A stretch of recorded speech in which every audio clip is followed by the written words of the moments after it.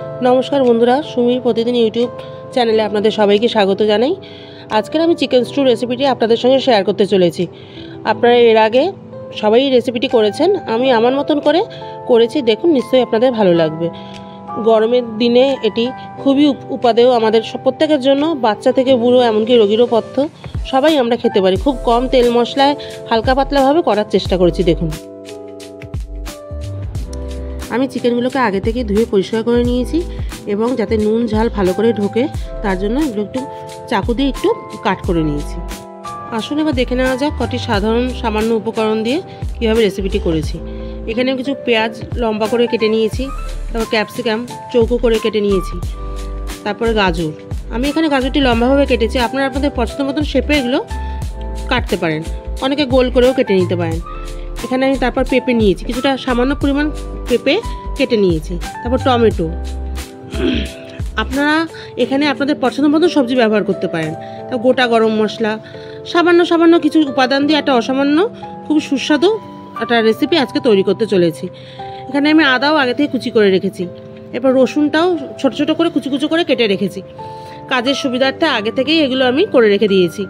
আপনারা এর মধ্যে বিনসও অ্যাড করতে পারেন। আমি তারপর জিরের গুঁড়ো, হলুদ, ধনের গুঁড়ো, তবে আমি কিন্তু রান্নাটিতে আজকে হলুদের ব্যবহার করিনি। আপনারা আপনাদের ইচ্ছা হলে হলুদের ব্যবহারও করতে পারেন।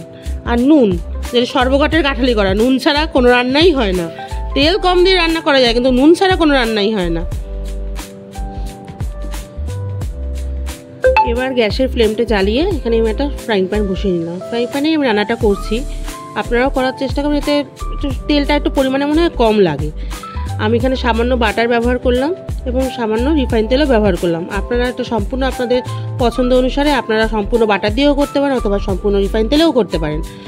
আচ্ছা, তেলটা এবার একটুখানি বাটারটা মেল্ট হয়ে গেলে তারপরে আমি এর মধ্যে গোটা গরম মশলা ব্যবহার করব।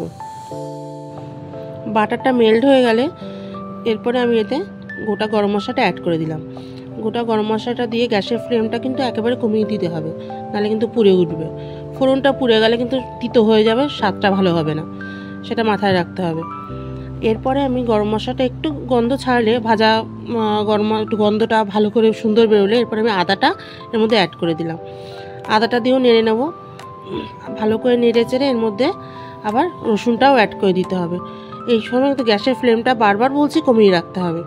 রসুন আদা দিয়ে ভালো করে নেড়ে চেড়ে আমি এরপর আস্তে আস্তে অন্যান্য উপাদানগুলো ক্রমে ক্রমে দেব। পেঁয়াজ, ক্যাপসিকাম, টমেটো, তারপরে সবজিগুলো নানান রকম দেব। এরপরে আমি এখন পেঁয়াজটা অ্যাড করলাম, পেঁয়াজটা দিয়েও আমি একটু নেড়ে চেড়ে নেব।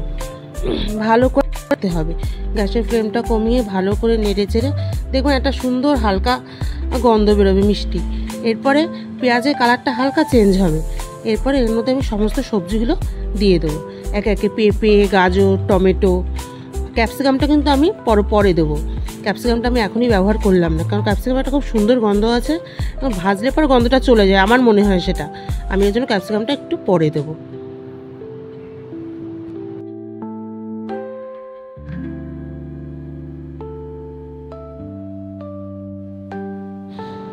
সবজিগুলো এর মধ্যে অ্যাড করে দেওয়ার পর একটু নুন দিয়ে দিতে হবে।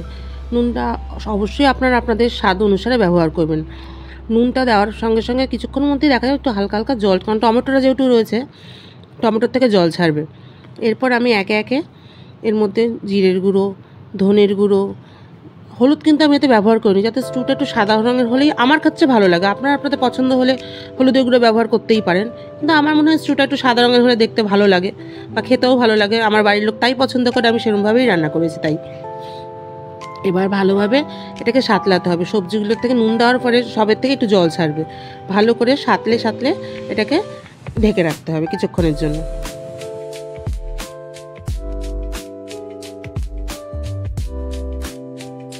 এবার ঢাকাটা তুলে সবজিগুলোকে ভালো করে নেড়ে নিলাম, মানে তলা থেকে যেন পুড়ে না ওঠে সবসময় লক্ষ্য রাখতে হবে, কারণ যেহেতু আমরা তেল এখানে খুবই কম ব্যবহার করেছি, পুড়ে ওঠার সম্ভাবনা থাকে।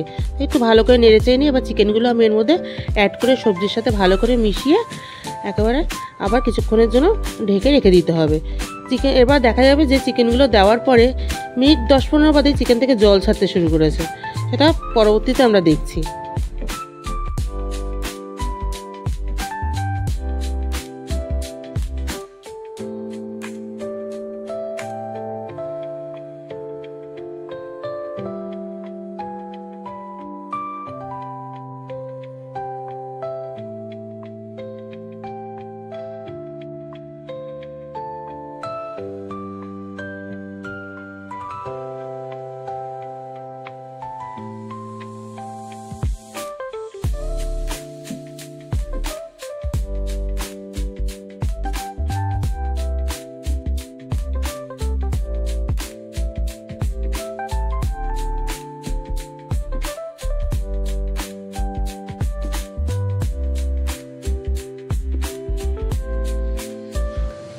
চিকেনটা ভালো করে নেড়ে নিয়ে একটু এবার আমি ক্যাপসিকামটা অ্যাড করলাম। ক্যাপসিকামটা অ্যাড করার পরে আমি গোলমরিচের গুঁড়োও অ্যাড করব এখানে। দেখুন আপনারা চিকেনটা দেওয়ার পরে এবার দেখবেন চিকেন থেকে জল ছাড়তে শুরু করবে। আদার একটা আঁশ মনে হলো যেন, সেটাই আমি সরিয়ে দিলাম।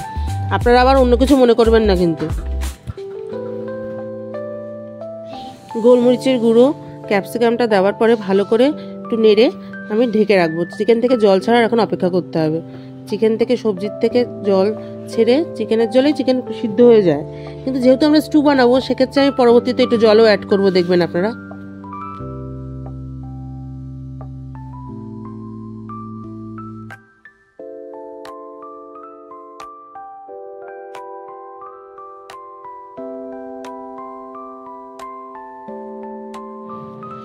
আর দেখুন চিকেন থেকে কি সুন্দর জল ছেড়েছে, জল এবং তেল। আমি সামান্য একটু তেল বাটার ব্যবহার করেছিলাম, কিন্তু দেখুন কত কি সুন্দর তেল ছেড়েছে।